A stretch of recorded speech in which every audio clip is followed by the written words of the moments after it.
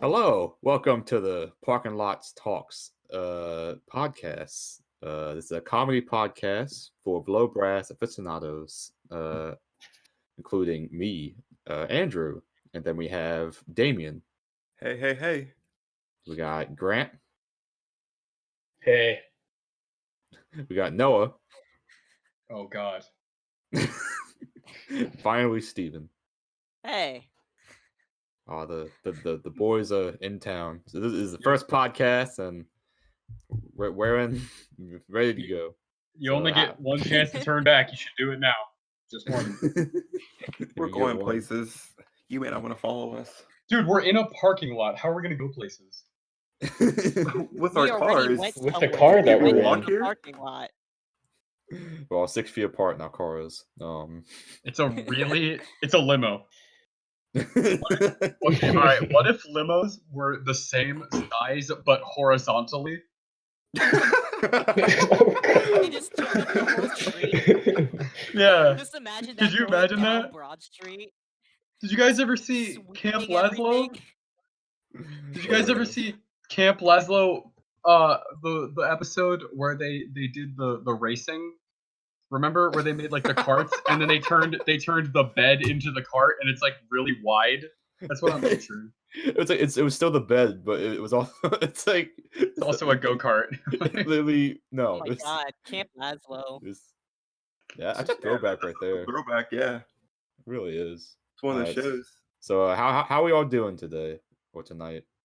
I'm living, man. I'm doing my stuff. Doing pretty good, got my practice in for the day, did some of my homework. It's going pretty well. That's what I like to hear. Over here being productive. How dare you? Right. How dare you? Yeah. Despite the circumstances, we're doing our best. Yeah. All right, Yeah. so yeah, we'll talk about the elephant in the room, in the midst of the coronavirus pandemic. Moving forward, I'll with never this see you guys podcast again. is like a great idea. It seemed like a great idea to do something that would relieve the stress and invoke comedy to the best of our abilities. It's definitely an outlet, man. Yeah, I know, and we're from all over, kind of. We make a nice triangle on Google Maps because we got me and Noah in Richmond. A triangle has 3 sides. There's 5 of us. Yeah, but Grant's like right next to Damien, so it's basically a triangle. Okay, it's just And a really I'm, bad and I'm over pentagon. here. Yeah. Just Are you by still myself. in Richmond, Steven? I'm not. No, I'm in Nova. You're in Nova? I thought you were still living in your apartment. No, It's that's one too weird low. triangle. I mean, Triangle I with mean, it 5 points. doesn't have to be an equilateral We're gonna call triangle. it. Oh, we're gonna call it a pentangle. All right. Let me them pent angles. The guy who named yeah. triangles actually named pentagons, and it was just pen angles. But Penang? Running was invented by Thomas Running in 1824 when he tried to walk twice at the same time. Walk twice. I too walk twice very often. When he was walking and behind him, people yelled, "Move faster." And he went, "Oh God, what is this?" Why are my knees going up? All right, so it's not going to be much structure to this first episode. Oh, they can tell. Obviously. Yeah. Let's go to the first topic then. All right, All right, let's get it. Yeah, so let's do the beans for 500, Mr. Alex. Yo, Jeopardy jokes go hard though. So Steven has a quote for us to share our opinions on. So let's do that. Okay.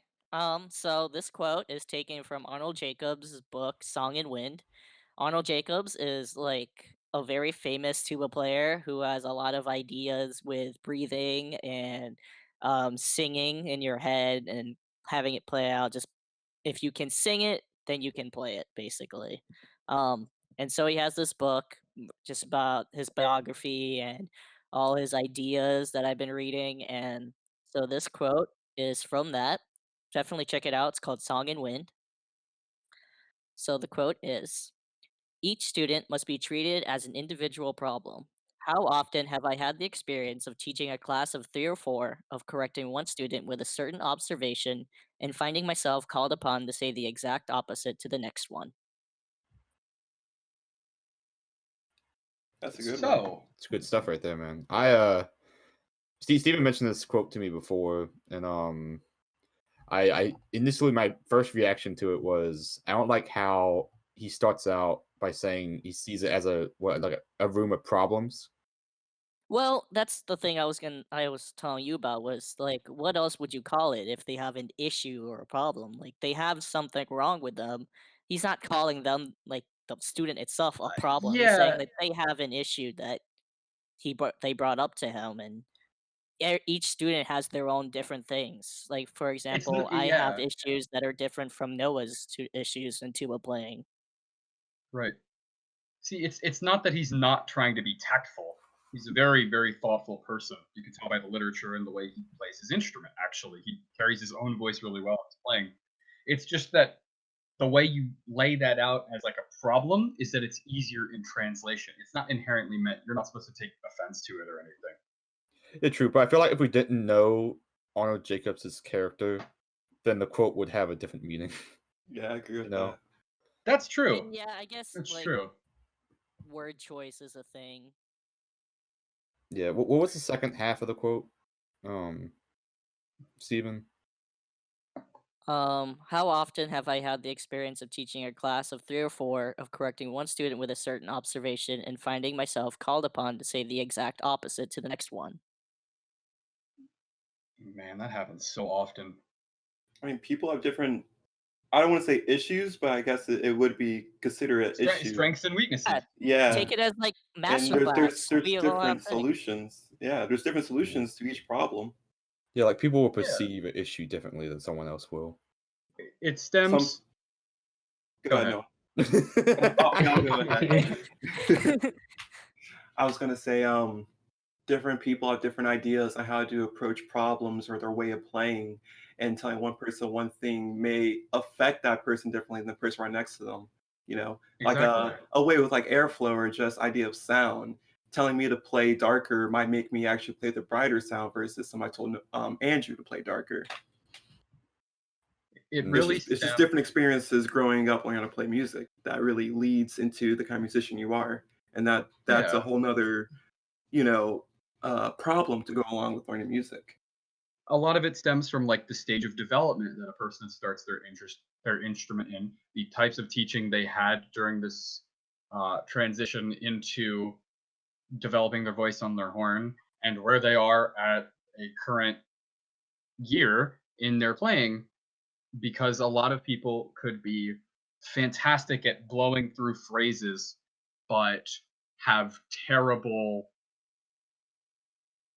flexibility and range differences. And there's all sorts of different ways that a person's physiology and their own understanding of how to play an instrument at all affects how they send music through their horn and share it with other people. So as I think are we all Ed, or is Grant your performance, right? Grant's No, Ed. No, I am Ed performance. as well. Granted, Damien, I'm Damien on is. performance I'm over Ed. here. Damien's performance. Okay. No, that's really funny because earlier today, me and Grant, or it might have been yesterday, we were just talking about that. How everyone thinks he's Yeah. performance. Everyone Grant, considers me to be performance because of right. my approach. So like we said, we have Grant, the performance major. No, I'm just kidding. And so it's really important to be able to, in a very thoughtful way, I don't want to say judge, but distinguish between the advice that you would get in between different instrument students. And what's really nice about like a masterclass setting in an undergrad degree at our school Yeah, I was about to is bring that that up. like Steven said earlier, yeah, where you have the application to do that with multiple people, and so do the professors. But what's really, really nice is you get this level of cross-pollination by hearing different things out of different people. And a comment made as an aside to one person who's up on the podium playing could impact somebody in the room for the rest of their musical career. You never know what sticks with a person, ever. True. Yeah, That's very that true. is, yeah. Dr. Greenoggle says this all the time. I mean, empathy is so important as educators. You really have to be extremely cautious of what you say, especially to small children, because they will remember. Yeah, Well, I there are guess that a that's number of times that can think back to my head. I'm like, if that person told me that, it shaped me the way I am now. Right. that really differentiates like the okay teachers who are just copying and regurgitating what they heard versus the actual good teachers that really takes a problem, dissects it, and finds the right approach to it that can really that either helps the student or at least it doesn't impact the student in a negative way. Yes, sir. Yeah, Yeah, it's all- Sitting table. they're Yes, sir. just going with helping out the majority of people who have similar problems, but not actually digging deep and seeing what's wrong with the people who aren't actually kind of catching up on things. They're Right. just kind of Right. going through it like a regular class and just giving them the one idea, and then if you don't get it, oh well, moving on. Effective perception and trial and error through an authentic lens makes a good Yes. teacher hmm Mhm. the and a concept good performer. the concept of cross pollination is also like super powerful. I feel Oh like yeah. the idea of Oh, yeah. concepts, like coexisting with similar concepts. Like for example, you're playing whatever in Sui and you're having trouble with air support or something, which I don't think any of us really have that issue, but it's like you're struggling with grass. air. Not anymore. Yeah, it's like struggling with the air support, and then you go to like a choir rehearsal or whatever, and you just see them talk about the same concepts but in different perspectives, and it's like I never thought of it that way, and it really can impact you if you can perceive it in a certain light. It's one of the big things Especially- that I kind of want to do in the future. Is just like I want to see how other master classes are like to get Mhm. that cross pollination ideas. Oh, You Because should do that. like Oh, ac- who was it? Jose sat in on my lesson with Jeff one time, and we brought up Arnold Jacobs, and he was just completely blown by the idea of just what Arnold Jacobs was doing, and that's just a big thing because I didn't realize that there are people out yeah, there who don't know that his ideals, and his ideals are so simple that they might be doing it without realizing the source. right. Mhm. And I'm if they taking know so the you guys know I'm source, taking they know piano everything. ensemble this semester, right? Yeah, You you mentioned are. that. Tell us about that, Right, David. Oh, right. wow. Yeah, so piano ensemble for people that wouldn't know, it's a class where other just other musicians would pair with a piano player and you would create a combo with it and prepare a piece and you would play it for other people in the same class throughout the semester. But my biggest takeaway from that class, which I think is really cool, is that it's probably one of the few classes you can take in college that really lets you talk and compare notes with other music majors that aren't in your studio. I've gotten so many great tips from flute players, clarinetists, piano players, vocalists, that just things you would never hear in a low brass master class. And I find stuff like that is what really propels the player forward, taking all these other ideas from other instruments that you would never think about or any other person playing your instrument and then, putting that towards your playing. Yeah, No. I've had conversations with people like clarinet players bringing up the idea of paralysis by analysis, and they're like, "Whoa, what is that? Never heard that before." And it's just amazing to see these different ideas and them them feeding me back about what they've learned from Valvo. Because I would love to take a lesson with Dr. Valvo. That would hmm be amazing. Mhm. It's Oh yeah. crazy just how much knowledge and resources we have. And we're like all basically the same And we major, but we but we have haven't we so barely much dipped our different toes. experiences. Yeah, Mhm. it's Yeah. it's crazy just how different of a college experience and a I learning texted this to that we get to Noah go through. one time, but he completely ignored me when I said my idea. Just saying, throwing some. When I texted him saying, I think it should be a requirement that VCU students take at least one lesson with another teacher in a different studio. It'd be Didn't we? crazy. I thought we already talked about that. Did I not No, respond to that? no, you skipped my message and responded to my second message. Oh, Well, I'm responding now. That would just be so good though, because in that kind of environment, you're not looking at it from your instrument perspective. You're looking at that whole experience as a musician perspective. You Right. know? I Yeah, mean, like You're looking for at some that ways- music at a whole. Yeah. for in some like different. ways, Go ahead. You go ahead. Okay, I'll go ahead. Well, so for my experience, like with method classes, I've seen lots of people take lessons because I'm currently in brass methods. I've seen many people take lessons with Ross on their instruments. So being in like a method class and getting lessons on a specific instrument that you're playing, you can take certain things that teacher. That is a way you can get a lesson from a different teacher. It just won't be on your specific instrument. Can you describe what a method class is, Grant? Basically, what a method class is, go into, well, like for say brass methods, music education majors are required to take method classes to master basically all aspects of music and musical instruments. So in Really brass teach methods, it mainly. yeah. So you learn things such as trumpet, trombone, French horn, tuba, and that you learn how to master it. You learn all the ins and outs of brass, basic description of it. But definitely being in brass methods has shown me many different things I should put towards a different instrument, different approaches towards it. So it just like helps me bring that back to my trombone and helps me just create new abilities for myself. You know what was absolutely mind blowing? And I don't know. I don't think Grant. I don't think you've taken woodwind methods yet, right? No, not yet. Next Right. semester he Okay. does. So going to woodwind methods and having Dr. Valvo express the need for cold air with woodwinds actually shocked me. Because how many Mhm. times have all of us over the years been in concert band or wind ensemble, marching band, district band settings, and you hear the director say, put hot air into your instruments, but that's actually not ideal for woodwinds. In my whole life, I have Yeah. never heard cold air before. I don't even know how to approach that. You don't breathe quite as deeply. Well, like, That's it over. breathes That's air a It's little not a bit. shallow breath though. right. It's oversimplifying it. A lot of hot air comes from the depth of the breath and the Yep, speed yeah. of your breath. Mhm. That's what I Um, was saying.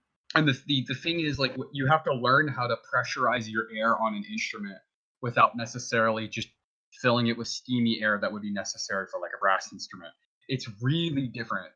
Yeah, and no, it's obviously I'm doing an umbrella statement. It isn't exactly that simple in execution or in practice, but it's things like that that people aren't even aware of because they have these like rules of thumb that are filler for actual pedagogical advice that you get from seasoned professors in the music world. Right. Mm-hmm. I guess it's also one of Yeah, those I tell things that to where, my students. yeah, like if you're a performer, I guess you would have no need for that knowledge. If you're playing low brass all your right. life, Yeah. You're you only wouldn't know focusing that. on your own instrument. Right. But that's another But it's thing is just that even performers who are focused just on their instrument should definitely delve Diversify. into other ideas for Yeah. their other Mhm. instruments right. because you never know what you're gonna learn. That's all music Right. is. It's experimental. You're trying stuff out and you're figuring out what sounds good and what doesn't. Music Mhm. is Dr. objective. Valvo is doing these things with high schoolers every Wednesday, where she's like having a whole like warm up time with them with the clarinet players, and because of my schedule, I don't think I'll be able to go. But I even asked her, "Can I sit in?" And she's like, "Yeah, definitely." So if you guys are interested, I think it's at 11 a.m. on Wednesdays. The saxophone studio okay. is also doing that, but it's like 2 or 3 p.m. on every day of the week, and it's a different master class. Like Dr. Evans, he's doing one about arranging for saxophone ensembles. I was like, what? Oh wait, when is that? Tell me. Um, I want to know. I have it on my phone. Hang on. Keep me updated. Yeah, I got you. That's the 8th, April 8th. Nice. All right. He said Let me it was know when it comes closer to it. yeah, he said it was in an email about it, about how to get to it. And I could probably ask him about it, get another email. Mhm. But I Oh, guys, What's the you second should topic? you should I was about to definitely, say, yeah. But guys, Steven, wait. go ahead. Sorry. Um, what? What's up, Steven? not Noah, because you already do it. Take advantage of this time and hit up Jeff and ask him for a lesson. Oh yeah. I was about to say I haven't seen Jeff in a while. I haven't heard from him. I mean, I'm we don't gonna really have much point out- recency. You guys don't really get much of him unless you were in a full master class. Mm-hmm. With tuba youth Like ensemble. you were just talking about learning from other teachers, and Jeff is the closest like one that we could do it with, considering he's in our studio. He's I would actually definitely love to have a resource. I like hit up Ross every now and then and ask him for a lesson. so Jeff is a super incredible resource. Also, did you guys know that he played euphonium? What is the orchestral piece with euphonium part? Pines of Rome. So when Or Missick did Planets. Pines of Rome, Missick was at VCU in the early 2000s. When they did Mhm. Pines of Rome, Jeff actually auditioned to play the euphonium solo, and it was down to him and the tuba, another euphonium player. And of course, him not being a full-time euphonium player, he didn't get the Mhm. position. But he still got to play euphonium sometimes in other ensembles and like tubas and pep bands. And Jeff did his undergrad here. He did his master's at Peabody Conservatory under Dave Federley, and he worked at Baltimore Brass as a repair technician. He knows his stuff. He also went to GMU for a bit and taught the Yeah, brass class. he was a there. teacher at GMU. He that's a taught thick music theory, resume. music history. Dude, he is an amazing resource. What else is super cool about Jeff, and people don't really think about this, this goes back to our Arnold Jacobs thing, so we can circle back around to that real quick before we move on to something else. Jeff was taught by, obviously, Ross, but also taught by Dave Federley. Dave Federley was a finalist for the Chicago Symphony Orchestra tuba position that was given to Gene Picorni. You know who Dave Federley studied with? Arnold Jacobs. All right, real quick, since we said Arnold Jacobs, I don't think Steven said it. Could you say who Arnold Jacobs is? 'Cause I don't think we said. Oh, you did? Okay, He mentioned it. okay. Just to reiterate, Arnold Jacobs was the Chicago Symphony principal tubist for, what was it, 4 decades? He I don't had know, Four long decades. time. he had That's half some a lifetime. he had a collection of childhood illnesses. I think some including like emphysema and something. He essentially had His half big the thing was lung asthma. capacity. Yeah, he essentially had half the lung capacity of your average person, and he is also not a big person to begin with. He still played was- in a 6/4. He played on a giant tuba and was a pioneer at efficient breathing. He was so influential that the head of the jazz department at VCU, Antonio Garcia, during his days as a master's student in Eastman and then eventually taking tenure at Northwestern, Garcia took several lessons with Arnold Jacobs on breathing techniques. Jeez, man. Now think about that. Think about how much of a generational gap we're filling by having these resources in our department. That is amazing. Also, It's definitely crazy. even doctors went to Arnold Jacobs for breathing questions. God. Medical Imagine medical professionals asked for doctors. their ideas and help. Jeez, man. Absolute beast. That's insane to think about. Yeah. Oh man. But he couldn't actually like prescribe anything. That like immediately during lessons, if he like found something that was an issue, he'd be like, "Go see a doctor. I'm a therapist." Yeah. But I'm yeah, sure his concept was much he bigger. had a than he had the a lot Dr. of medical records, like books and stuff on breathing. It's a lot. Hey man, you don't want to tell someone the wrong thing.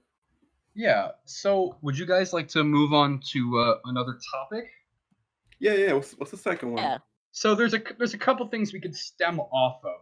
Let's I'll just name like 2 or 3.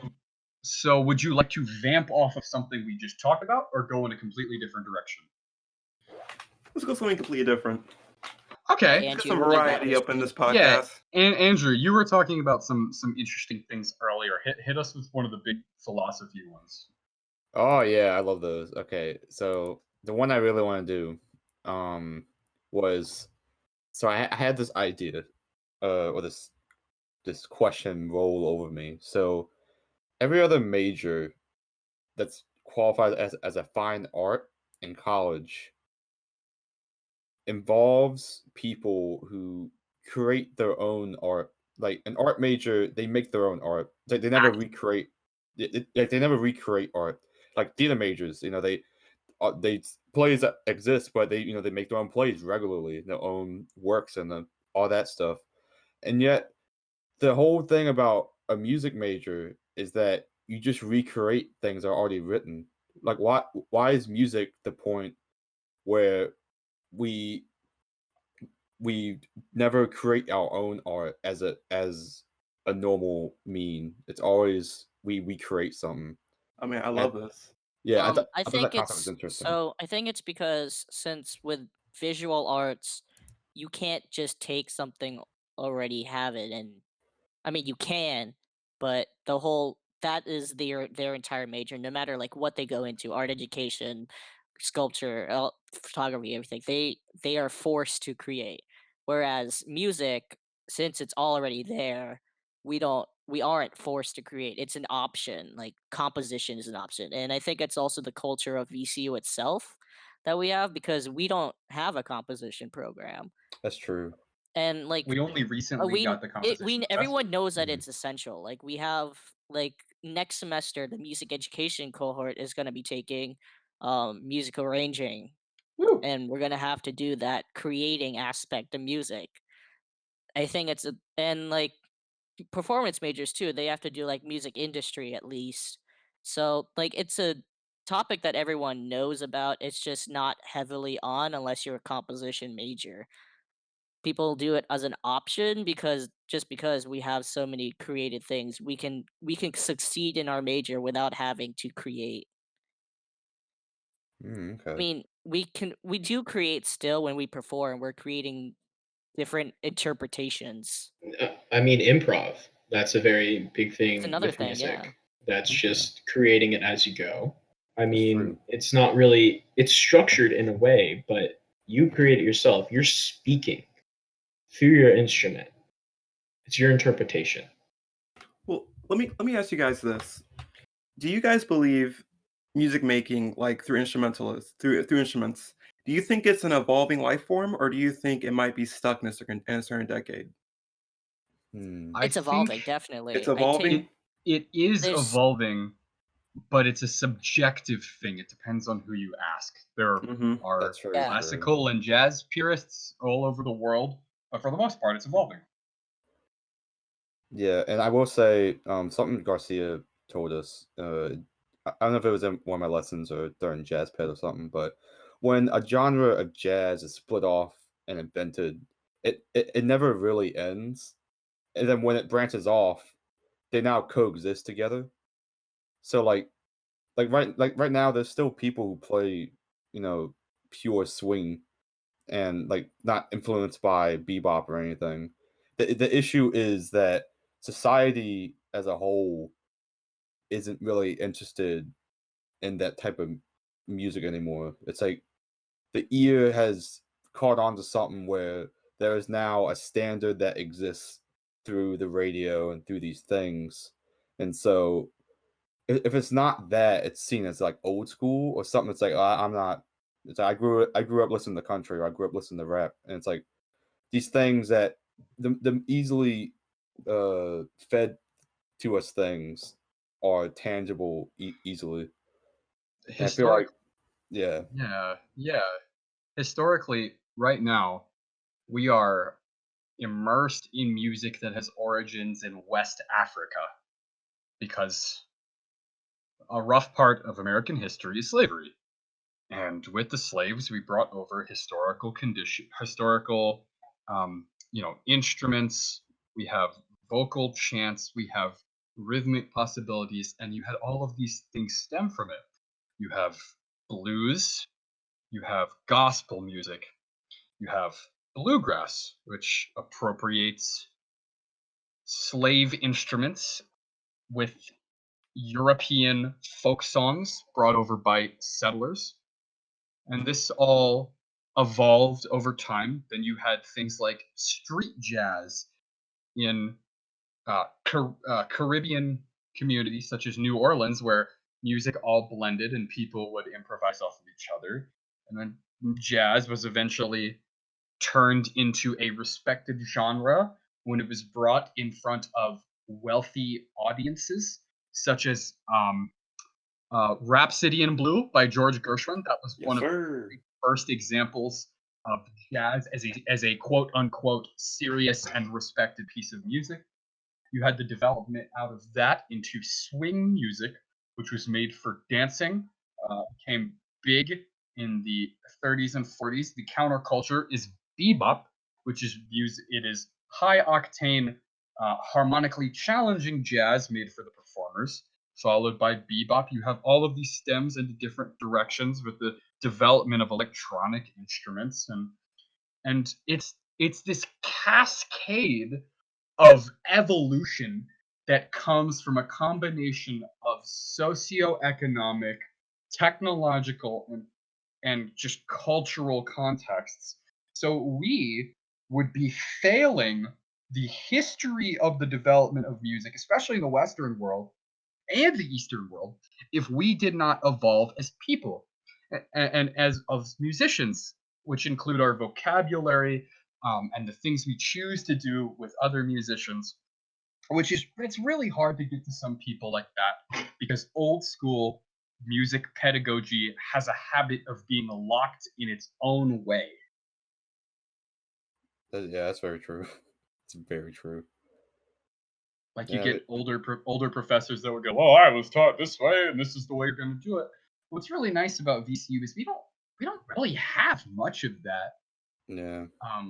Outside of minor limitations with the direction of literature that certain departments do that people might be up and disappointed about, we really do have an amazing faculty that are always forwarding our ideas. Like they're always sending us emails like, "Hey man, look at this VCU grad doing this super hip like jazz fusion ensemble, or look at this guy that played at Carnegie Hall." Just today we had over Virginia Commonwealth University hosted the Melodica Men, two dudes that don't even actually play piano but are both full-time orchestral players, playing the hell out of melodicas in a very creative and fun way. And that's amazing. It's literally, it's an aerophone combined with a piano. If you guys don't know what a melodica is, it's like a piano that you blow into. It kind of is a combination of like a recorder and an accordion and a keyboard, and you just blow into it and you play, and it's amazing and easily accessible. Arguably the best instrument. There's so many things. Keep going. There's so many things you can do with it. You just blow in it and you play. That's it. You just blow. It makes sounds. Yeah, no, I don't even think I need to send you that. The Garcia going over music history. You pretty much said everything correctly. I Yeah. Wikipedia. Wiki. I've done. I like my research. Also, my dad is a bluegrass musician and a history major, so that will help. I agree. Right. Yeah, it's in your blood, obviously. I'm sorry. I kind of stole the everything for a little bit. No, it's totally fine. That's good. Oh, I do want to get back to the topic though, because I want to know you guys' opinion. Are you guys okay with that? With the idea of us not creating music, as in like creating an art form as other majors, or do you think where we're at right now is okay? Like, if you guys had to choose, would you force every major to take like a composition class? I feel like it should be part of the curriculum, at least an intro into composition. Yeah. I Like agree. it's already being started up now with Dr. Leitao, great teacher. Yeah. And the intro to composition class is pretty fun. It doesn't really like it's very simple in the way that anybody could learn to compose. Right. And I would say it probably had a big impact on you as a player too, because you composed pieces and you even had ensembles play them from like SWE or Tuba Youth Trombone Choir. Yeah. It's definitely upped my ideas of what our instruments are capable of, and what families should play what with the melodies and all that. Yeah, Oh, me and Steven are avid composers. Right. We both dabble very often. And for myself, I feel music is like trying to when writing music, it's like baking like a turkey or a cake or something, and you don't Turkey. have, and it's like you don't, turkey you You don't think it's a A turkey? turkey cake, a turkey cake. delicious And, turkey and cake. this B flat 7, that's the stuffing, and then That's the foot. that's the mashed potatoes, and then this Picardy third is the wishbone. The reason people don't want to write music, I feel, is that it's like asking someone to bake a cake with zero recipe, and then that's how a lot of people kind of view writing music, because then it's intimidating, because it's the way people see it. If it doesn't sound good immediately, then it's just bad, and Right. it's very hard to really write what you want, and so I feel people are scared to Yeah. do it because of that. You could always edit it multiple times until you Mhm. get whatever you want. Just at least have an idea down. See, it's really important to understand that development and creativity flourish with structure and a ceiling and limitations. Like, I know that in some contexts for composing, people will do this thing where, like, all right, let's have an exercise. We're going to create 30 melodies with just 3 notes. Mm-hmm. And you're really testing the limitations of what do you know rhythmically? What do you know melodically? What do you know harmonically? How can you keep this interesting and flowing? And you dig into every bit of reference material that you have ever listened to in your entire life that culminates into the type of musician that you are. You put it on a piece of paper and you go, Dad, this is my piece, read it. This is my piece. It's my piece, please read it. Oh, Yeah, very but good, Noah. I'm gonna put this on the fridge. yay, I got a B minus. Got that fat C plus, bro. Yeah. But what this was, I was going to lead into people that do not compose. Like I recently, we talked about this earlier. I'm not much of a composer really anymore. I used to write a lot for fun because I get a melody in my head, and I'd write for like 3 parts, which would be like a melody, a bass, and like a percussion kind of thing. It's my favorite way to write. And I think that it is much easier for a performer to be handed a piece of music and go, okay, fill in the dots, fill in the blank, and then, use your own colors. It is so much easier to be given that ceiling to work with to fit into a skeleton than it is to start with a giant empty canvas and a box of 96 Crayola crayons with a sharpener on the back, the biggest flex in my 5th grade class. And it's just, it's really intimidating, and we have to take away a stigma that writing is dangerous, because I mean, you guys have heard Seth's music. Oh yeah. Yes. Oh my Seth. god. Seth is a prolific creator. He says, this sounds groovy, I want to write it, and he just writes something around it, and he's got like 30 pieces of, some of them are well refined, some of them aren't even close. It's just ideas, yeah. Yeah, he's got ideas. Throwing stuff at the wall that he knows sounds at least a little bit good because of his personal musicianship skills, and he's just seeing what sticks. I think it's another thing that kind of causes why people don't want to write either.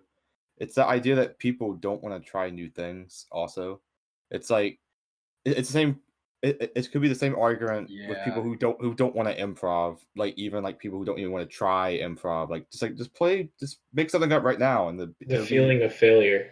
Yeah, there's a overcomes. massive amount of people who are like, Yeah. I don't want to because I'm not going to do well. Just like you said, Grant. It's like it's so easy for people to be like, I don't want to put myself out there and be vulnerable. Yeah. As for me, That's art. a lot of stuff that ties in with that is just like performance anxiety, being on the stage with improv. I mean, with me, I've had many chances to do improv solos, but I've turned them down because I don't really believe that I don't know as much as other people would in the art of it. Yeah, I feel that really hard. It's when I started writing music, the first time I ever wrote a song was I was in like 7th grade, and I found out you can get Finale Notepad for free. Now I was like, okay, I'm gonna make a big old low brass song. a 'cause final notepad. Oh man. Yeah, I like the trombone sometimes and tubas. Sometimes. I made a really, for my first song I ever tried to write, it had a groove to it, man. It was super basic, wasn't super interesting. I kind of like when I wanted chords, I just kind of put random notes random places so it didn't sound bad. And doing it for your first time and trying it, man, it's like it's fun. It's good for you. It's like you should go out and try these things, man. Like what was it? When I sat in on Steven's intro to comp class, and I don't know, I don't have the context too well, but they were showing all the projects, and literally none of them were bad. Like not, it's like, and I don't know how many of those people would never composed before, but it was like they were all good. They were all fun. It's such great ideas, and it's just like believe in yourself to put Right. yourself out there and do those ideas. It will go so far in your musicality, man. It's like because then like, you can like write stuff down and be like, why doesn't this work? It's like because it doesn't have flow. It doesn't have things that I could apply to my playing. Man, Yeah, I even love just it when write people- it down and never scratch it. You could always go back Yeah. and see if you can Mhm. alter it in some way to make it better. And I know you guys love it when a guest brings in a piece into like wind ensemble or jazz orchestra or tuba yes. youth.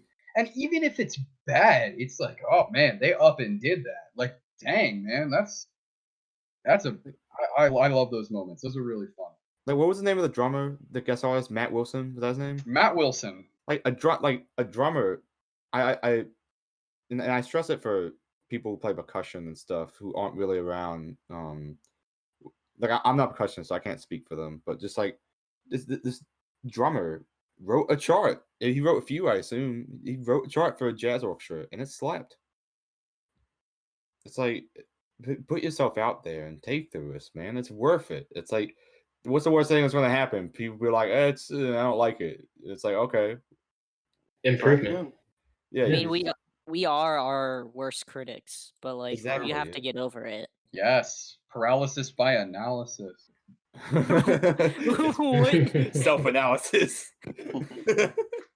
No, wait, we're gonna use that quote for another time. Shh, we already used it. Shh. See, in recording Okay. 17, we said it one time, so therefore. This We is can the never first say it record. again. Well, right, we don't Okay. talk about episode 0. I think it's time for us to go into a lighter mood and try to talk about something comedic. I'm the giant rat. Now I get to be the giant Now I get to rat. be the giant rat. Can we talk about Rat Movie? Let's talk about Rat Movie. No, let's talk about Rat Movie. Rat No, movie? but I haven't really seen most of it. Last time I saw it, I was with you guys, but I Okay. was. Can you give like Alright, a brief, keep it vague. Okay, all right. Well, yeah, I don't even know what it is. A Yeah, bunch me of neither. rats. I don't remember. Okay. About a bunch of rats find out about these guys' dastardly plot to steal treasure. And then in stealing the treasure, the rats beat them to the punch. And then the cops get involved and the rats become the bad guys. And there's a big explosion. And now I get to be the giant rat. No, It I is a get to be the piece. giant. It is a piece of modern art. Like it's If you really made. think about it, it's kind of deep. It's kind of deep. I mean, it's really. It's really funny, bro. Which one of us gets to be the giant rat? Who is the giant Definitely, rat now? definitely Damien. Yeah. Well, this brings my next topic. What is a Being a giant rat. What really is the giant rat? I'm gonna have to do some soul What is searching. he I might need to. Damien. thinking about? I might need to Are the take. giant rat. We I'm- all are giant rats today. We formed the I might Megazord have rat. to I might have There to is no double giant minor rat. in biology and philosophy to deal with this question. Hold on, Damien. I'll get back Four to and a half you. giant rats. Yo, give me like 4 years. I'll be right back. I feel like we then dived at in 10 too deep. This is one of those great mysteries of the world. 10:18 on March 31st, 2024. You pop back in the Discord and you go, guys, I've solved it. I know what the giant rat is. It's gonna be. I know the why answer's gonna Damien's be. a giant rat now. It's gonna be 42, right? That's the answer. I'm That's sorry. right. Oh yeah. I can't come back. I hope guys, someone until I understands discover that the reference. Dude, Hitchhiker's Guide to the Galaxy, bro. I Yeah, got thank you. I Thank got you, you, please. man. I got that I have, too. I have made that Yeah. reference 40 times, and this is the first time someone's known. Put me on Jeopardy. I could win $5. I'll take giant rat for 1,600. Double. Your question is now I get to be. And then you mixed, go, what is love? Little rat. What is love?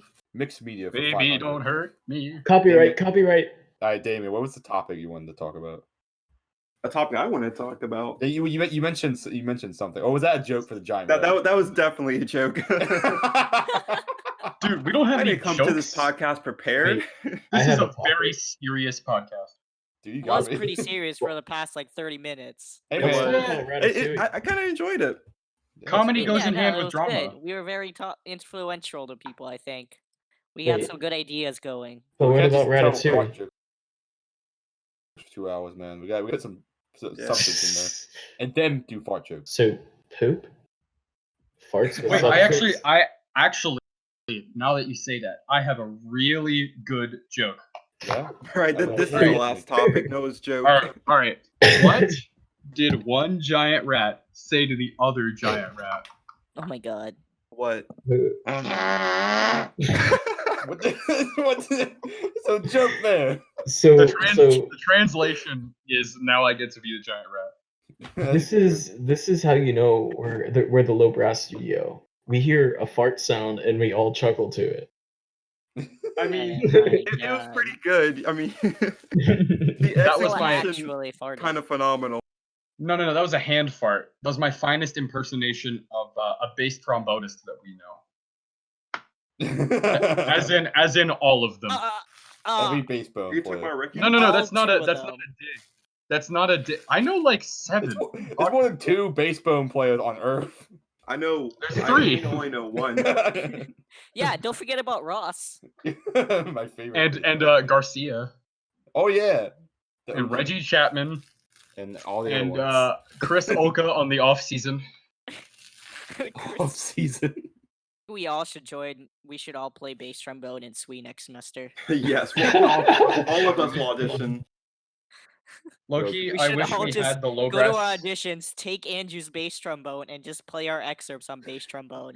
It's like Not even pass play around the the- bass trombone We'll excerpts. drill a bunch of Damien, holes in it. What is this? What are you doing? Y'all play it. Just watch me. We'll drill a I'm bunch of holes in it auditioning with for like trumpet. Swiss cheese, and then set 5 chairs in a quintet style. Hold the trombone in the middle, and all lean in and buzz into the instrument at the same time. Damien, Yes. stop smacking the elephant, man. Oh, sorry. I kind of we bubble all wrapped see you. the elephant, man. Stop spanking it. Come on, man. Okay. Spank Serious the hour. elephant. I think I'm gonna audition spot, but with a bass trombone. So Grant, you sounded serious for a second. He was serious. Yeah, this He's is doing dead ass. with my student Yamaha trumpet over back there that I haven't touched for about a month. Were you a trumpet Don't player? tell Ross that. It's okay, you can Oh. cut it out. Oh, you meant brass methods. I see. I see. I've already sent this whole conversation to Ross. What if like You're not when recording what this. if like when you edit You- Grant's line, it's like, oh, you know that brass Yamaha trumpet that I haven't touched in a day. Wait, 25 wait, minutes. wait. Andrew, just edit this in. A day. Oh, okay, I got you, bro. Clip that, and then edit it in. I got you. I will definitely do that. Thank you. Wait, 100%. but now you got to put what he originally said into that spot right there. Put the month there and the day. No, you have to use Noah saying a day. Obviously not him. Just like a day. Hey, no, but then you have to put in this line. I am Grant. So at the intro, you have to switch us, and then all of the rest of the lines will be confused. Yeah. So I am So- Grant. This is my voice, and I am Grant. I am Grant. We are all Grant. I I'm am Lord. Damien. Yeah. I Yeah, like yeah, little I am Lord. females. Yeah. I Give me am. roar. Demonetization. Yeah, you are the literal Has definition Lord of even demonetization. put out any music recently? She doesn't I- need to. That's Babies. true. That's It's okay to be a one-hit wonder. yeah. Yikes. Macklemore. Like somebody that I used to know. That guy left. Dude, Lily. Well, I mean, that's the point of one hit wonder. They just vanish. He literally just vanished. Or you become Smash Mouth and you make one good song and you try to make other songs and they're all Okay, awful. Smash Mouth has like 3 good songs. Well, it's like one. They have All Star and then they have the other two. Yeah, you're right. They have hear the them at Shrek work. one, and then the rest. They're not It's Shrek not ones. even All Star. It's the Shrek song. Exactly. Yeah. They don't own it anymore. Shrek does.